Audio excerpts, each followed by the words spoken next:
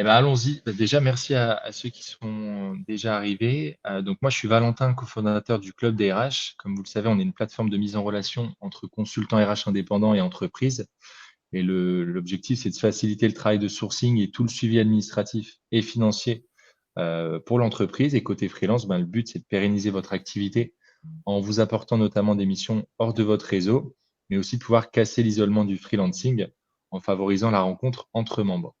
Raison pour laquelle on fédère une communauté, dont fait partie Elsa et d'autres personnes qui sont présents dans ce webinaire. L'objectif là qu'on s'est fixé sur la fin d'année, c'est de pouvoir valoriser en fait les expertises qu'on a au sein de la communauté, que ce soit en interne comme en externe. Raison pour laquelle du coup on a lancé ce format webinaire qui est hyper intéressant et merci ben, du coup à Elsa d'avoir répondu présente. Ce qu'on s'est rendu compte, c'est qu'aujourd'hui l'intelligence émotionnelle, ben voilà, ça fait partie des sujets d'actualité et moi je suis également très bien placé pour le voir au sein des entreprises qu'on accompagne. Donc l'objectif, c'est que Elsa, ben, tu puisses nous en dire un peu plus sur ce qu'est l'intelligence émotionnelle et ben, justement nous développer les différentes étapes pour pouvoir bien comprendre à la fin comment nous, on pourrait l'appliquer ben, au sein des entreprises qu'on peut accompagner, que ce soit en étant consultant ou en étant partenaire, prestataire comme nous. Voilà, donc Elsa, je te laisse la main. Alors avec plaisir, je vais vous partager du coup ma présentation. Hop. Tac, tac. Voilà. Donc comme je ne vois pas à l'écran, est-ce que vous voyez bien? On voit très bien, oui. OK, super. Super. Donc effectivement, avec le club des RH, on s'est interrogé sur, finalement le lien entre performance et intelligence émotionnelle, en lien avec l'accompagnement des managers et des dirigeants. Et pour être polie, évidemment, je vais me présenter rapidement.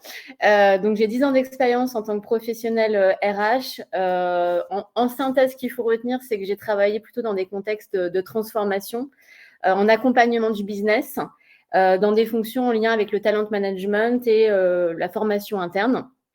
Et j'ai travaillé autour des sujets en lien avec la performance, les changements culturels. Et finalement, j'ai eu la chance d'être entourée de beaucoup de leaders autour de moi. Et il y a évidemment un lien entre leadership et intelligence émotionnelle. Et c'est ce qu'on va voir tout de suite. On va vous faire participer. Donc, ce que je vais vous demander, effectivement, c'est de penser finalement à un leader d'exception et de réfléchir à ses plus grandes qualités et de nous mettre dans le chat, d'après vous, voilà, en un mot ou deux, quelles sont ses plus grandes qualités. Donc, moi, j'ai mis trois leaders connus avec Barack Obama, Oprah Winfrey et Steve Jobs.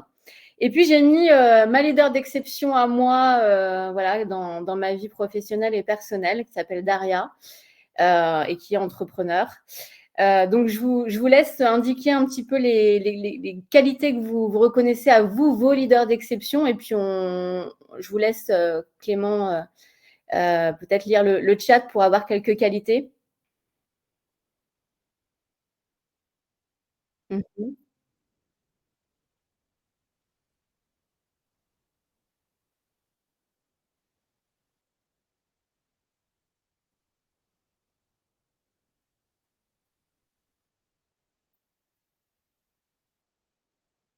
Mhm.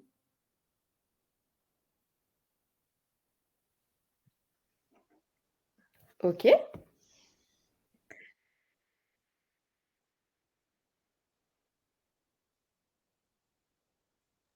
exact, exact. OK, oui. Il y a une notion d'écoute, de décision, d'embarquer. OK, intéressant.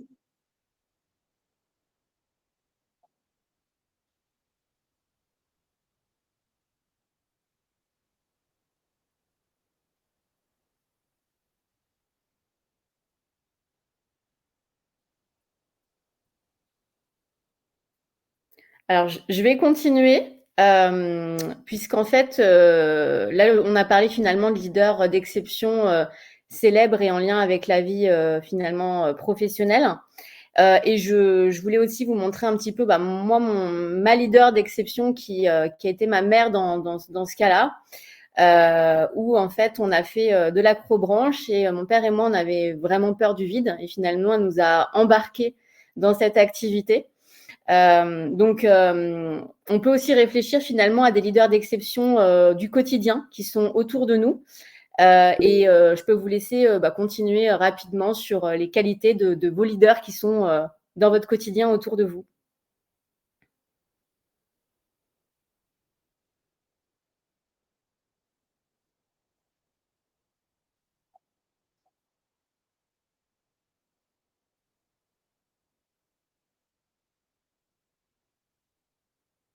Intéressant, très intéressant.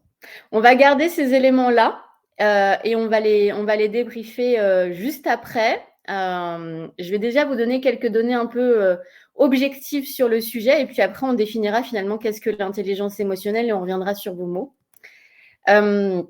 Donc, le lien entre leadership et intelligence émotionnelle, d'après une source qui est Forbes France, on dit que les dirigeants empathiques et émotionnellement intelligents créent un climat de confiance, améliorent l'engagement et finalement la productivité des collaborateurs. Donc, c'est un point important. Et finalement, vous allez me dire, OK, c'est intéressant, mais comment on mesure l'impact finalement de cette intelligence émotionnelle concrètement? Donc concrètement, j'ai trouvé une source Talent Smart. Donc sachez qu'en France aujourd'hui, l'intelligence émotionnelle est en train de se développer, mais j'ai eu du mal à trouver des chiffres qui vous parlent. Et donc j'ai été les chercher aux États-Unis, puisqu'il y a une culture de la performance assez importante. Voilà. Et donc Talent Smart, c'est un cabinet en lien avec l'intelligence émotionnelle aux États-Unis. Et en fait, qu'est-ce que ce cabinet dit? Il dit que les dirigeants et les managers dotés de compétences émotionnelles peuvent augmenter l'engagement des collaborateurs de 29% dans l'entreprise. Et ça se traduit aussi par un impact financier. C'est là que je vais vous demander aussi de participer dans le chat. D'après vous, ça se traduit par une augmentation de combien de pourcents sur la rentabilité de l'entreprise?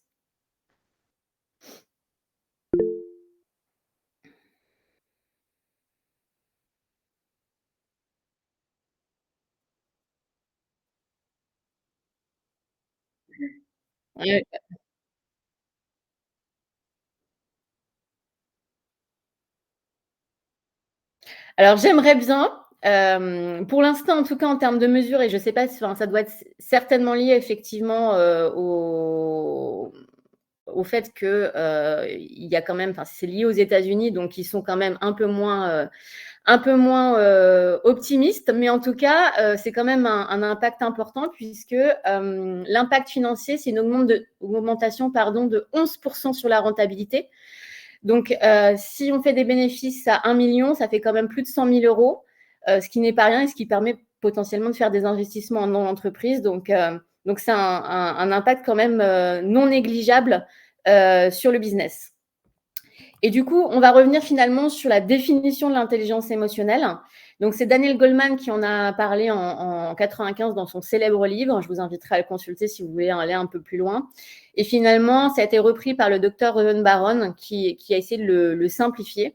Et finalement, qu'est-ce qu'il dit? Il dit que l'intelligence émotionnelle, c'est un ensemble de compétences émotionnelles et sociales qui déterminent en fait notre capacité à percevoir finalement, réguler et exprimer ses émotions.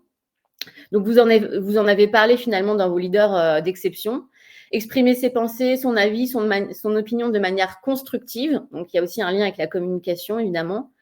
Développer et maintenir des relations sociales et finalement embarquer. Faire face aux défis et aux difficultés. Et utiliser les informations émotionnelles de manière efficace. Concrètement, il s'appuie effectivement sur la fameuse roue de l'intelligence émotionnelle, et je vais le développer juste après, où vous avez finalement 15 compétences qui sont regroupées en 5 dimensions: la perception de soi, l'expression individuelle, les relations humaines et la prise de décision, et enfin la gestion du stress. Et concrètement, pourquoi c'est une roue? Parce que finalement, les compétences sont liées les unes aux autres. Pour vous synthétiser les choses, on commence toujours par la perception de soi, c'est-à-dire que si on a finalement une bonne connaissance de soi, Donc, lié à l'amour-propre. L'amour-propre, c'est se dire finalement, je m'accepte avec mes qualités et mes défauts. La notion de réalisation de soi et finalement se fixer des objectifs. Et la notion de conscience de soi émotionnelle. Ça veut dire que je sais que dans telle et telle situation, je réagis de telle et telle manière. Donc ça, c'est la notion de perception de soi et ça commence par là, l'intelligence émotionnelle. Et une fois qu'effectivement on l'a bien développé, ça va faciliter finalement ce qu'on appelle l'expression individuelle. Donc finalement, la perception de soi, c'est un peu le cockpit. Et l'expression individuelle, finalement, c'est ce qui va se dégager à l'externe, c'est-à-dire la façon dont on va exprimer ses émotions, donc la fameuse expression émotionnelle. L'affirmation de soi, c'est-à-dire ce qu'on appelle dans le langage de l'entreprise l'assertivité, finalement, c'est-à-dire que je suis capable de donner mes opinions, mais sans être dans on va dire, dans la violence verbale. Et puis l'indépendance, c'est-à-dire que je suis capable de prendre des décisions compte tenu de ce qui se passe autour de moi. Et tout ça, ça va favoriser finalement les relations humaines. Et du coup, les relations humaines, il y a aussi la notion d'empathie. Donc, pas l'empathie au sens, je vais vraiment vulgariser, mais pas au sens de bisounours et tout le monde s'adore, mais plutôt dans le sens où finalement, j'ai conscience de ce que les autres peuvent ressentir et je le prends en compte. Et puis, la notion de responsabilité sociale, finalement, c'est l'idée de se dire, voilà, je me donne un but plus grand que moi. On peut le voir notamment, par exemple, avec un Barack Obama, voilà, qui s'est dit, voilà, je vais au-delà finalement d'une mission de ma propre personne, mais je vais jusqu'à la mission de président finalement. Et une fois que ces relations humaines sont développées, bah, finalement, ça va faciliter ce qu'on appelle la prise de décision. Vous en avez parlé tout à l'heure dans vos leaders d'exception. Et on va travailler finalement plusieurs éléments. La résolution de problèmes, évidemment. Le sens de la réalité, c'est-à-dire avoir conscience des choses comme elles sont. Et puis le contrôle des impulsions. Alors, si je donne un exemple dans le contrôle des impulsions, aux États-Unis, ils ont fait une expérience avec des enfants. Et ils leur ont proposé un chamallow. Et ils leur ont dit, voilà, si tu ne manges pas le chamallow quand je reviens, tu auras un deuxième chamallow. Et en fait, certains avaient mangé leur chamallow parce que c'était trop dur. D'autres l'avaient senti dans tous les sens, mais en tout cas ne l'avaient pas mangé. Et puis d'autres ont attendu sagement. Donc ça, on n'est pas égaux face au contrôle des impulsions, mais en tout cas, ça se travaille. Et en fait, finalement, quand on développe cette notion de prise de décision, ensuite, on va être meilleur sur la partie gestion du stress. Et donc, ça va développer ce qu'on appelle la flexibilité. On en parlait tout à l'heure. La tolérance au stress et l'optimisme. Donc, finalement, il y a un lien à la fois sur la notion de performance, mais aussi de bien-être. Ça, c'est un point assez important. Et c'est une roue dans le sens où c'est dynamique et il y a des notions d'équilibre et de déséquilibre. Je vous donne un exemple sans rentrer dans trop de détails. Mais par exemple, si j'ai un manager qui a un sens de la réalité plus, avec un optimisme moins, en fait, c'est super parce qu'il va pouvoir finalement mettre en place des livrables en temps, en heure, dans les délais impartis, etc. Il va tenir compte de toutes les contraintes. Par contre, il peut avoir du mal à embarquer ses équipes parce qu'il manque d'optimisme. Inversement, si j'ai un manager avec un optimisme plus et un sens de la réalité moins, il va embarquer ses équipes, mais alors ces équipes vont s'essouffler parce que finalement, on va avoir du mal à aller dans le concret et ça va se traduire par exemple, des erreurs en termes de délai de livrable ou dans la qualité. Voilà un peu la roue de l'intelligence émotionnelle. Et on va continuer. Ce que je vous propose, parce qu'on va continuer avec une petite vidéo pour ceux qui veulent participer juste après la vidéo. Prenez une photo de cette roue parce qu'on va y revenir. Je vous laisse peut-être 10-20 secondes pour prendre en photo ou faire un imprimé écran de cette roue. Et après, ça va se traduire par un petit exercice tous ensemble sympathique.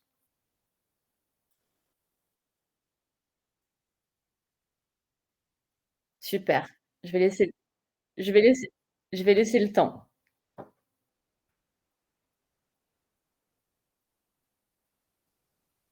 OK. C'est bon pour tout le monde? Je pense, oui. OK. On est tout bon. Alors, hop, du coup, je fais une petite manipulation technique.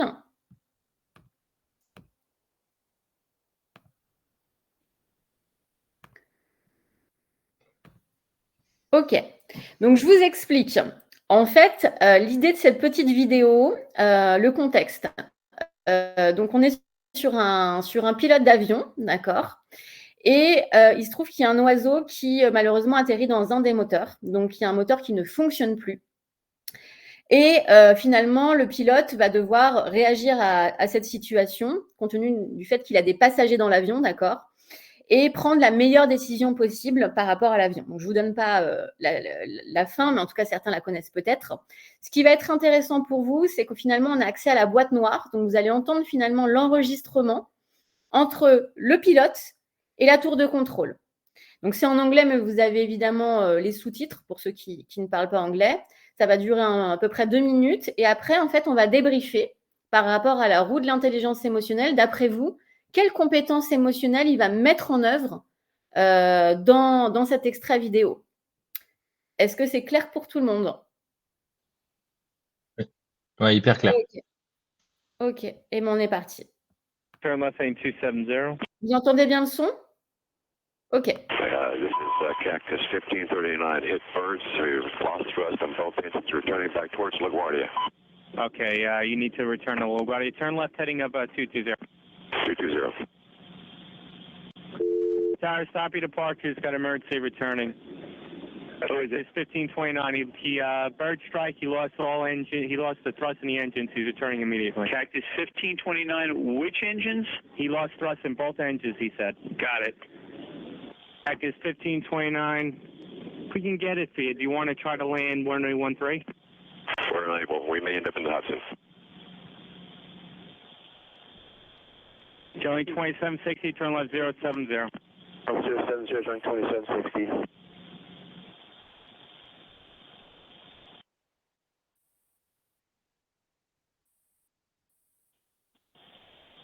Hi, Cactus 15.9. It's going to be left traffic to runway 31.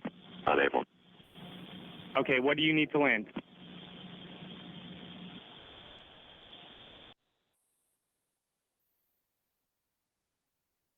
Cactus 15.9. Runway 4 is available if you want to make left traffic to runway 4. Idiot. I'm not sure we can make any runway. What's over to our right? Anything in New Jersey? Maybe Teterboro? Okay, yeah, off your right side is Teterboro Airport. Do you want to try to go to Teterboro? Yes. Teterboro, Empire. Actually, LaGuardia departure guy, emergency inbound. Hey, guys. Cactus 1529 over the George Washington Bridge. Wants to go to the airport right now. Wants to go to our airport. Check. Does he need assistance? Yes, it was a bird strike. Can I get him in for runway 1? Runway 1, that's good. Cactus 1529, turn right 280. You can land runway 1 at Teterboro. We can't do it. Okay, which runway would you like at Teterboro? We're going to be in the Hudson. OK. Alors, hop. Je reviens. Très bien. Alors, je vais vous remettre la roue de l'intelligence émotionnelle et puis on va débriefer ensemble. OK. Donc, par rapport à ce que vous avez vu du pilote, finalement, à quelle compétence émotionnelle il fait appel?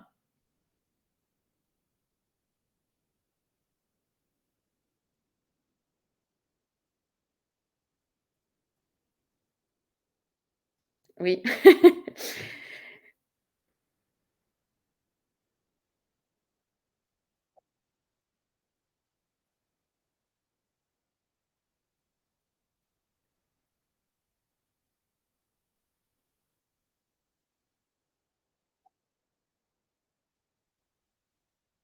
Très bien.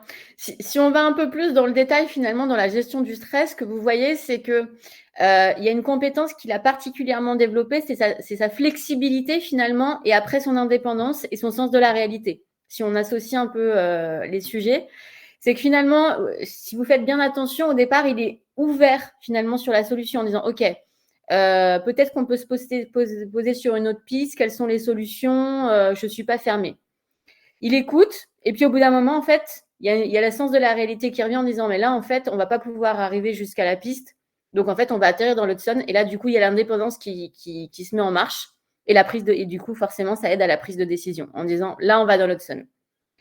Et donc, vous voyez qu'effectivement, il fait appel finalement à la fois à son expression individuelle, sa prise de décision, sa gestion du stress, et effectivement, on imagine qu'il a une bonne perception de soi, puisqu'il comprend, il a conscience en fait de je ne sais pas si vous avez fait attention à la façon dont il parle, mais globalement, il n'y a pas un mot plus haut que l'autre. Moi, à sa place, vous l'auriez senti dans ma voix.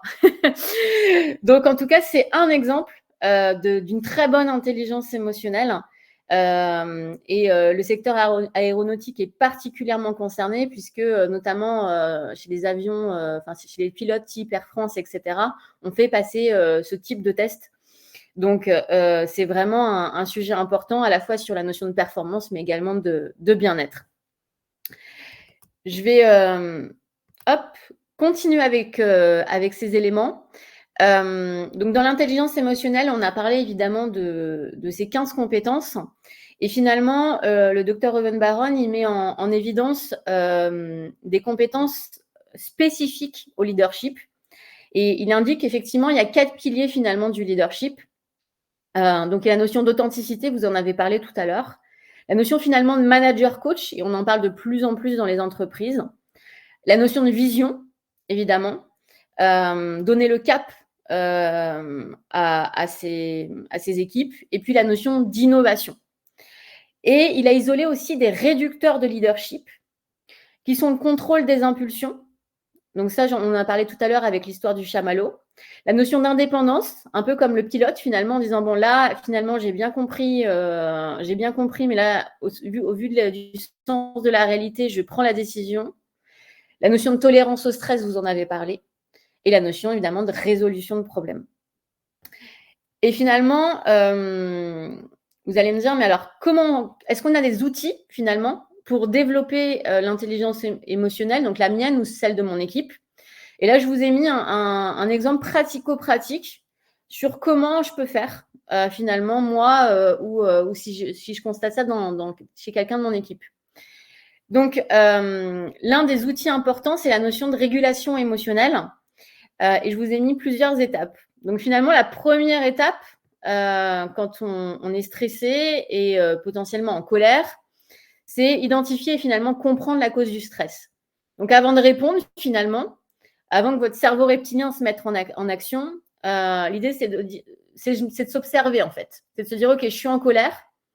Là, j'ai beaucoup de travail. Donc, si je prends l'exemple, effectivement, d'un collaborateur qui souhaite m'interrompre, j'ai beaucoup de travail et mon collaborateur ne cesse de m'interrompre. Mais c'est d'identifier déjà, OK, là, je suis en colère.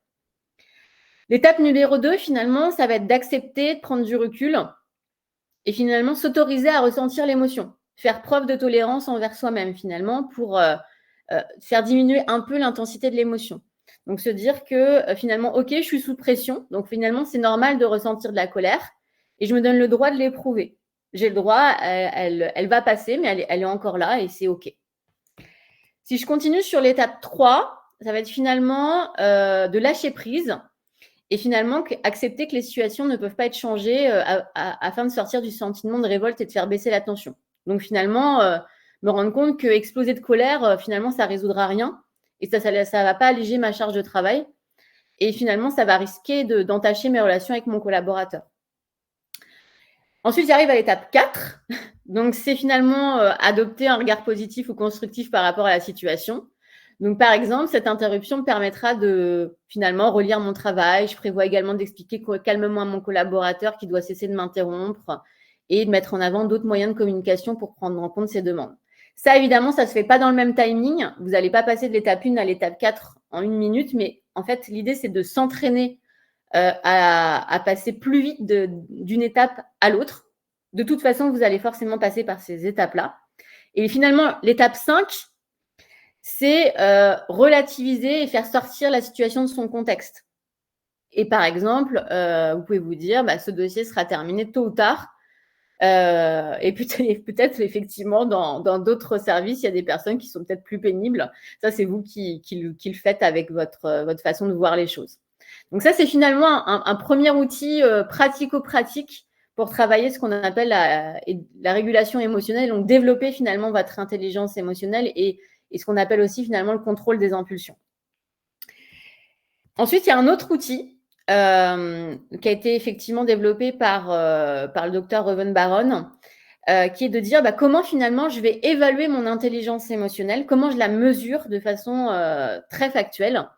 Et donc là, il y a un test qui s'appelle EQI, où j'ai la chance d'être certifiée. Et en fait, ça permet d'isoler en fait les différentes compétences et de voir votre score. Et finalement, de travailler sur vos compétences fortes et vos compétences faibles et de les améliorer. Puisque contrairement finalement au test d'intelligence, au QI, et le QE, donc le quotient d'intelligence émotionnelle, finalement, ça se travaille. C'est pas se dire, OK, j'ai 97 et finalement, je resterai comme ça toute ma vie. Non, non, je peux l'augmenter et je peux aller au-delà. Et ça permet aussi de travailler finalement, du coup, des pistes de réflexion individuelle et collective.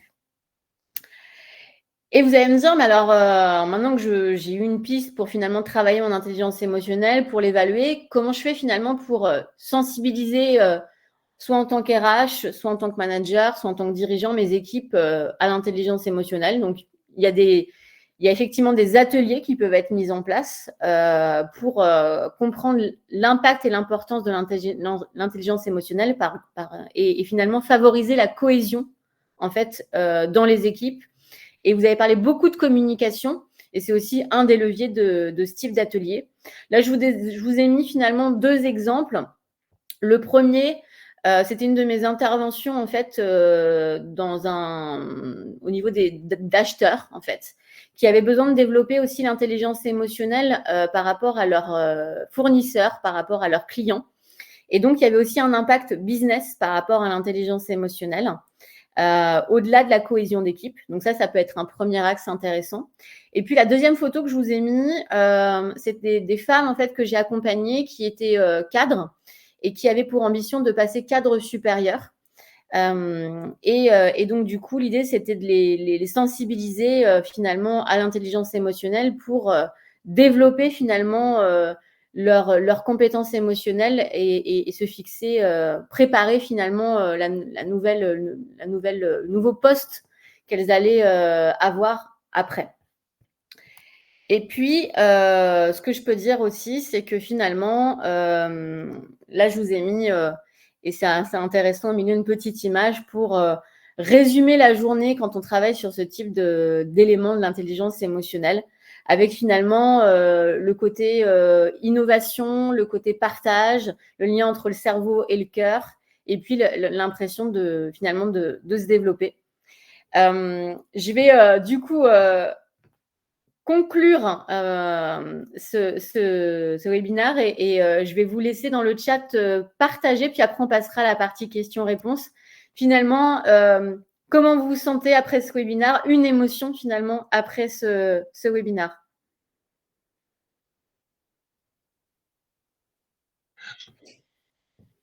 Tu poses des questions à 1 million d'euros, Elsa. Ah.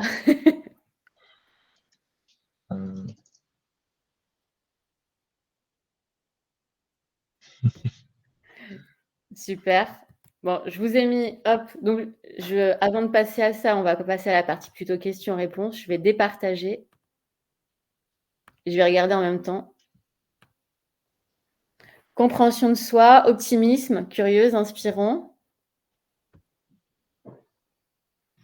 Relations humaines, prise de décision, ok. Ok, super. Je vous propose du coup peut-être un dernier, comment dire, un dernier petit questionnaire. Se dire, ok, si on parle en termes de pourcentage, à quel point vous avez compris finalement le lien entre performance, bien-être et intelligence émotionnelle? Est-ce que c'est 100, 80%?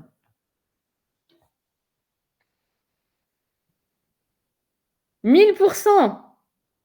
OK.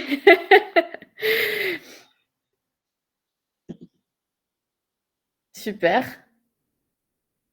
Super, moi super.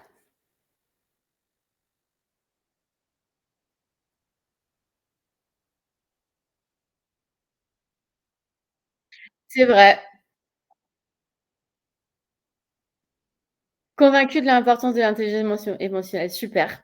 Et ben, on passe à la partie questions-réponses. Du coup, si vous avez quelques questions, j'ai prévu effectivement un peu large pour que vous soyez. Je sais que voilà, quand on est RH, manager ou consultant, le temps est précieux. Donc, Est-ce qu'on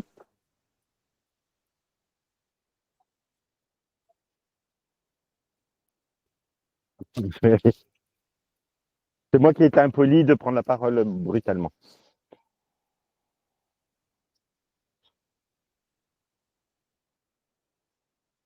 Parfait. Merci Clément. Bonjour Elsa, merci pour cette petite visio bien sympa. J'aurais une question, mais qui se base aussi sur un retour d'expérience. Moi, je suis office manager, je suis spécialisée dans les ressources humaines et j'ai également un certificat de psychopraticienne et je suis spécialisée dans la gestion émotionnelle et les troubles de l'attachement. Et en fait, en entreprise, je travaille surtout avec des startups qui, aujourd'hui, je pense que tu dois le voir sur le terrain, qui recherchent beaucoup à humaniser, en fait, leur relation, aux salariés. Et quand j'interviens dans ces sociétés, en fait, je m'aperçois qu'ils confondent souvent le côté bien de confier, très doudou, dont moi j'ai absolument horreur. Ma gestion émotionnelle ne passe pas par le côté étalage des émotions. Et je leur ai expliqué plusieurs fois qu'il y avait justement la notion de leadership, c'est ce que tu disais tout à l'heure, qui pour moi plaçait un cadre intéressant dans la gestion émotionnelle des équipes. Et très souvent, ils n'entendent pas ces messages-là, dans mon expérience en tous les cas, et ils ont tendance en fait à compenser par: «Viens de confier» ou à rincer les salariés, ce qui finalement, au bout d'un an, entraîne des départs, sur d'autres caps qui paraîtraient plus intéressants. Est-ce que toi, de ton côté, tu as eu affaire à ce genre d'expérience et surtout comment tu as géré, en fait, ce genre de situation? alors en fait, j'ai travaillé, enfin, je vais prendre ma dernière expérience professionnelle, beaucoup avec des acheteurs, d'accord. Donc, ont une vision, pour certains très chiffrée, data, et qui pour certains n'étaient pas du tout à l'aise avec la notion émotionnelle, en disant finalement, et c'est un peu ça dont tu parles, la notion de curseur en fait, où je mets le curseur sans être dans le côté étalage émotionnel pour que ça me manque d'authenticité finalement, ou la porte de prison et je dis rien. Et en fait, je l'ai géré premièrement en expliquant ce que c'était, enfin le lien évidemment factuel, et deuxièmement en leur proposant en fait ces ateliers pour leurs équipes. Et finalement, ce qui était intéressant, c'est que, comme beaucoup en termes de stratégie, on fait un pilote avec une équipe, et puis après, finalement, l'équipe parle à d'autres personnes. Et finalement, après, c'était les collègues de l'autre équipe qui demandaient au manager quand est-ce qu'on fait l'atelier. Et finalement, ça a permis aussi, si le manager n'était pas totalement convaincu et finalement avait du mal, n'était pas forcément à l'aise avec le sujet, à les emmener vers ça, et finalement aussi à replacer le curseur au bon endroit. Et finalement à mettre aussi le manager au centre et pas que la partie RH, parce que oui, on est partenaire, mais la personne qui est au centre, c'est le manager en fait. Je ne sais pas si j'ai répondu à ta question, Audrey. Si, tu réponds à ma question et surtout tu me renforces en fait dans mon retour d'expérience. Quand on travaille en start-up, on travaille beaucoup avec des ingénieurs, et ce que je retrouve souvent dans la configuration relationnelle et la gestion émotionnelle, il y a beaucoup un éloignement émotionnel et un détachement, voire une dissociation chez ces profils-là. Et en fait, ce sont des profils qui ont besoin qu'on leur fasse confiance. Ils ont besoin d'autonomie et de sentir qu'on peut leur faire confiance. Voilà, bon, c'était un retour d'expérience, je ne prends pas plus de temps Non, que mais c'est ça. intéressant. Et Voilà. j'en profite, Audrey, pour dire qu'effectivement, il y a aussi souvent une confusion entre émotionnel et intime, en fait. Totalement. Voilà. Mmh. Et du coup, c'est aussi ça que j'ai travaillé. On va pas parler de votre intimité, on va parler de l'émotion, en lien avec le professionnel, en fait. Oui, exactement. Merci Elsa. Avec plaisir. J'allais avoir une question très pragmatique qui était: est-ce qu'on peut avoir quelques ouvrages de référence, une bibliographie Oui. d'ouvrages sérieux par mail qu'on puisse consulter? Oui, alors j'en ai un de façon très spontanée, c'est un peu la Bible. C'est l'intelligence émotionnelle de Daniel Goleman. Donc déjà, avec ça, ça peut faire partie de vos vacances de Noël. Et puis je vous enverrai effectivement d'autres liens avec grand plaisir. Merci beaucoup.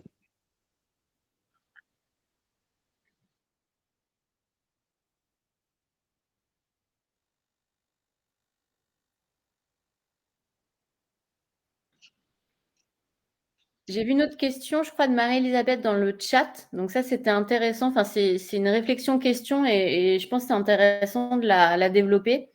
Je me permets, Marie-Elisabeth, de lire. Donc, ce qui est intéressant, c'est de savoir si dans la durée, l'intelligence émotionnelle reste dans le temps, car le naturel revient au galop. Alors, tout à fait d'accord avec toi. Effectivement, si on n'ancre pas dans le quotidien, ça peut être compliqué finalement de le maintenir. Et je vais vous donner un tips vraiment très pratico-pratique et que vous faites peut-être déjà avec les entreprises que vous accompagnez. J'appelle ça la météo du jour. Ça vous parle peut-être. Finalement, c'est de se dire comment je me sens aujourd'hui. Et finalement, alors c'est un tips parmi tant d'autres, mais finalement qui permettent d'ancrer la notion émotionnelle dans les réunions d'équipe. Voilà. Que tu ferais en intro des réunions, hein, c'est ça la météo du jour. Exactement. Et après, je le varie. Par exemple, alors soit je l'ai fait en intro des réunions d'équipe, soit par exemple quand on a fait du co-développement, ça m'est arrivé de faire du co-développement avec des talents que j'ai accompagnés. Et je le faisais un peu de façon un peu ludique avec des personnages Disney ou avec les personnages de vice-versa. Enfin voilà, c'est une façon un peu sympathique et ludique de parler des émotions. Ouais, ce qui peut être intéressant, c'est de diversifier justement à chaque fois un petit peu potentiellement les personnages, les illustrations pour refléter un peu sa météo du jour, histoire d'éviter que ce soit trop redondant à chaque fois et pour Exact. garder un peu ce dynamisme. Ok, hyper intéressant. Il y avait une autre question de Marie-Elisabeth. On te laisse la parole. Exactement. Merci beaucoup, Valentin. C'est exactement ça, Elsa. C'est pour l'avoir effectué dans un grand groupe où j'ai anciennement travaillé.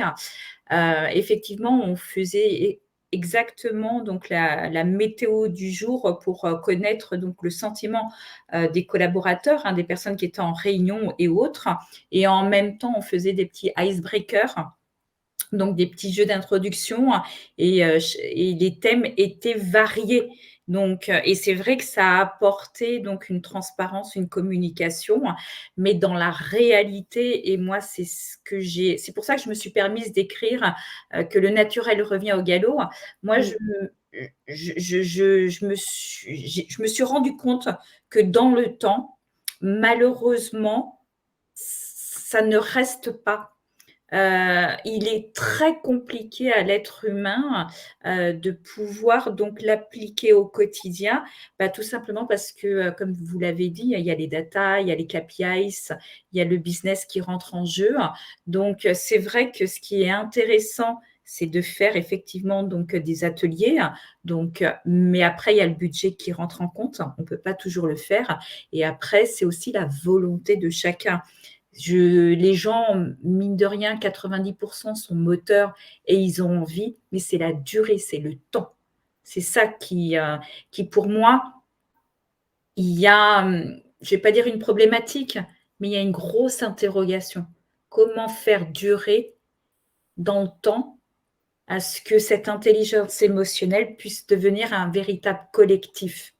Parce qu'il y a le problème de rétention, donc on sort, on rentre, reformer, ça devient, dans le temps, ça devient compliqué. Alors, je vais rebondir, effectivement, ça passe par, on en a parlé, et merci beaucoup Marie-Elisabeth, parce que très, très intéressant comme échange. Donc, il y a la notion, effectivement, de l'intégrer aux réunions d'équipe. Après, il y a plein d'autres choses qui se font. Et j'ajoute dans mon commentaire qu'il faut aussi l'intégrer à sa culture d'entreprise, en fait, si on veut que ça perdure.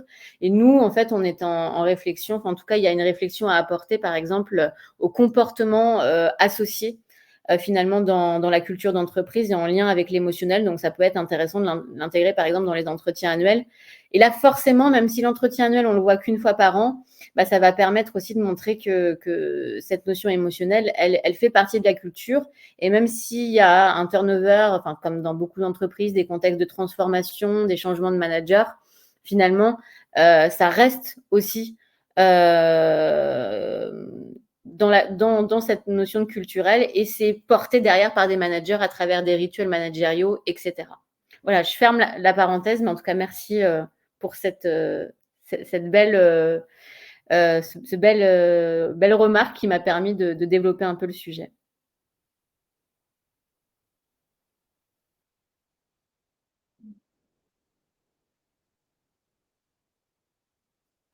Oui, je voulais savoir si on avait des études là-dessus sur l'impact en fonction de la génération. Parce qu'on ne va pas s'adresser à des personnes, peut-être en parlant d'intelligence émotionnelle, qui ont passé la cinquantaine, et comme des personnes qui intègrent une entreprise tout de suite à 25 ans après leurs études. Et aujourd'hui, en termes de formation, dans les écoles de management, on en parle ou pas? Franchement, là-dessus, je ne sais pas du tout. Alors, merci Jean-Laurent. Il y a 2 questions. Je vais essayer de ne pas être trop longue. Alors, premièrement, je pense qu'on a un biais par rapport à cette notion de… Alors, moi, je les appelle les collaborateurs expérimentés. J'aime pas trop le mot senior. Les collaborateurs expérimentés et finalement plutôt les jeunes arrivants en entreprise. Et finalement, pour avoir fait des ateliers, il n'y a pas forcément une question de génération, il y a plus une question de rapport au manager. Et finalement, si vous avez des personnes qui ont eu plutôt des leaders assez intéressants et donc ils sont assez ouverts émotionnellement, si par contre, il y a eu des managers très directifs et même à 30 ans, ça marche, ça peut être plus compliqué de s'ouvrir émotionnellement. Puis après, il y a une question d'histoire aussi, son histoire personnelle, son enfance, etc. Donc, j'ai envie de dire, oui, il y a des façons différentes d'aborder les personnes et on ne met pas le curseur tout le temps au même endroit. Mais ce n'est pas forcément qu'une question de génération, c'est aussi une question d'histoire et de rapport au management, en tout cas dans mon expérience que j'ai pu voir. Ça, c'est pour répondre à la première partie de la question. Et la deuxième partie de la question, c'est effectivement dans les écoles de management, ça fait partie des sujets que je travaille. Et j'ai la chance effectivement d'avoir des beaux projets, donc je vous ferai partie j'en parlerai en tout cas dans mon LinkedIn sur finalement le lien entre les écoles de management et l'intelligence émotionnelle. Donc merci Jean-Laurent pour ça. Et merci pour les précisions très intéressantes.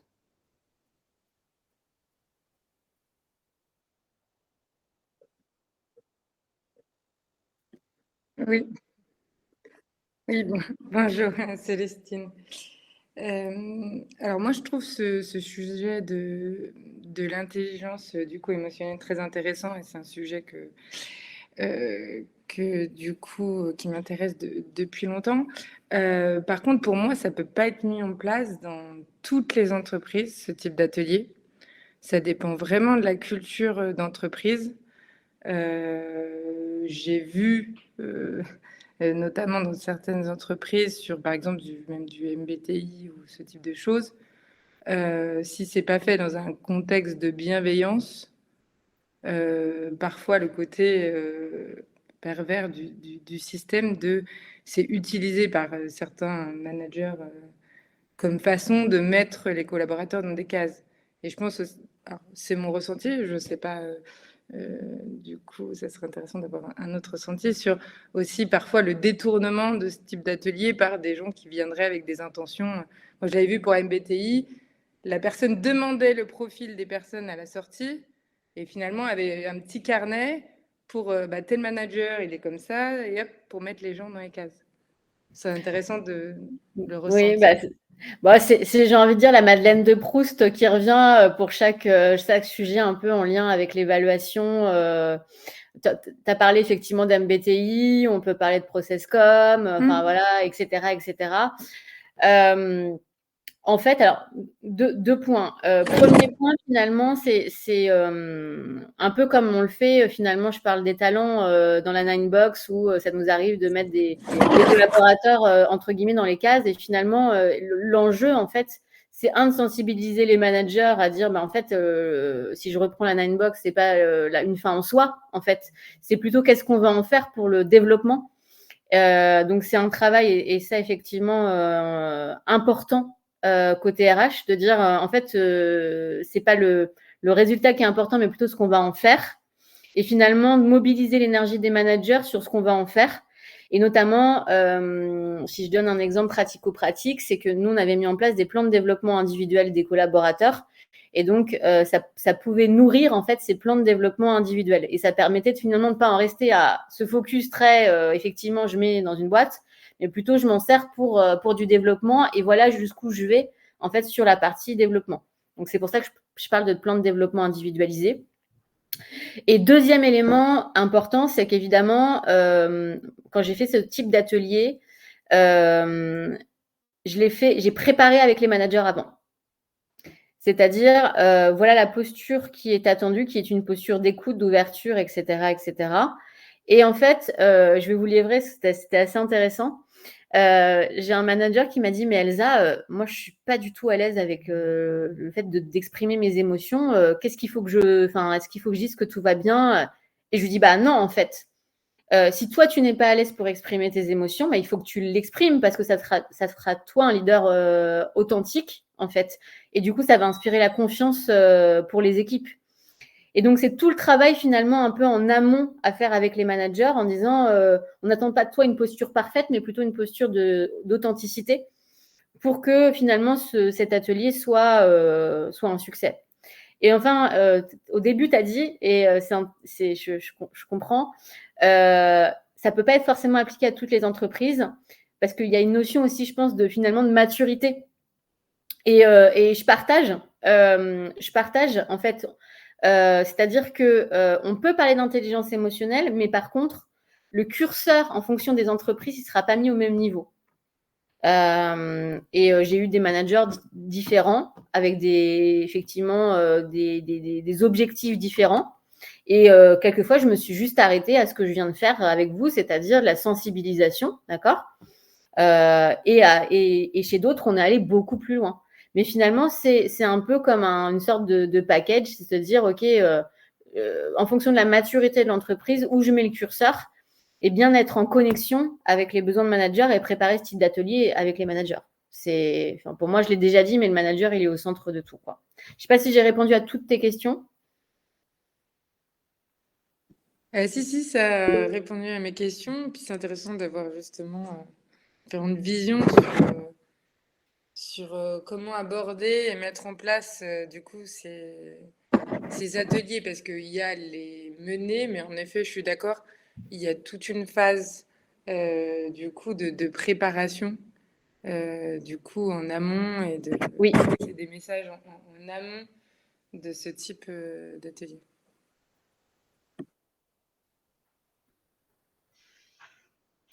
On peut peut-être prendre encore une question. Je ne sais pas ce que vous en pensez.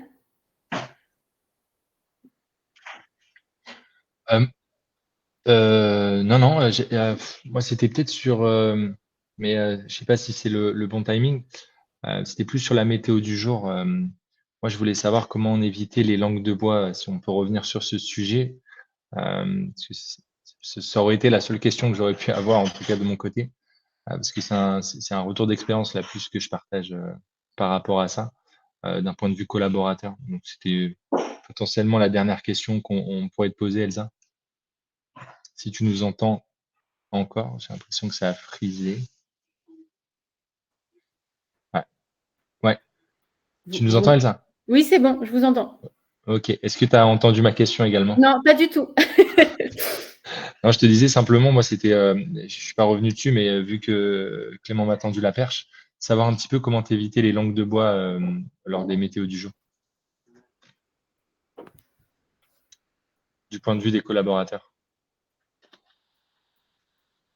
J'ai pas entendu. Je suis désolée. La troisième sera la bonne. vis-à-vis des langues de bois Oui. lors des météos du jour, comment tu évites un peu cette langue de bois du point de vue du collaborateur?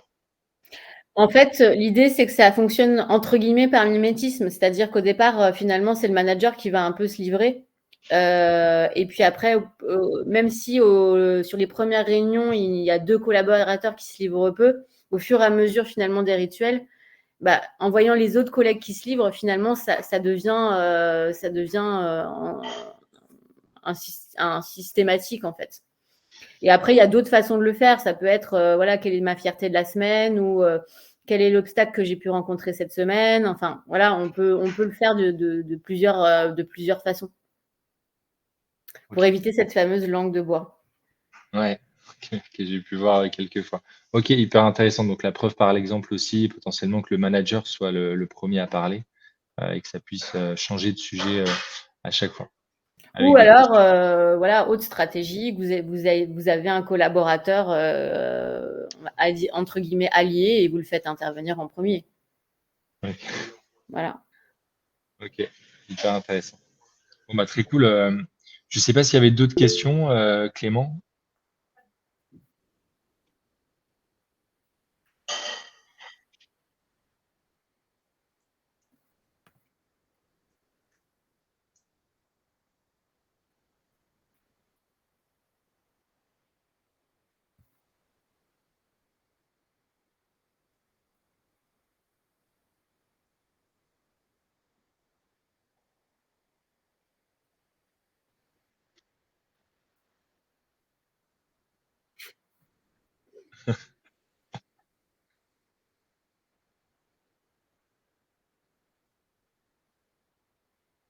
Carrément. Avec grand plaisir. Et puis de toute façon, vous pouvez retrouver. Je vais m'exprimer de plus en plus sur l'intelligence émotionnelle, donc vous pouvez me retrouver sur LinkedIn aussi, si vous voulez suivre le sujet.